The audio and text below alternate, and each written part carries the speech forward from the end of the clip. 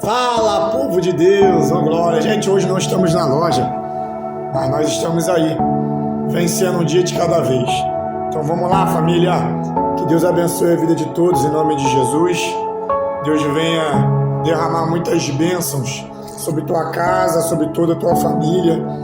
E que em nome do nosso Senhor Jesus Cristo, você venha vencer todas as guerras. Você venha revestir-se de uma armadura celestial, que é chamada Jesus de Nazaré, para que você venha resistir os dias maus. E em nome de Jesus, pega isso para a tua vida, junto nós somos mais fortes.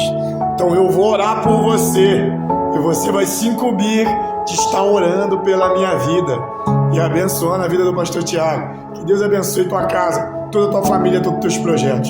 E tem uma coisa que você não pode esquecer, vai lá, curte e nos ajuda no canal aí.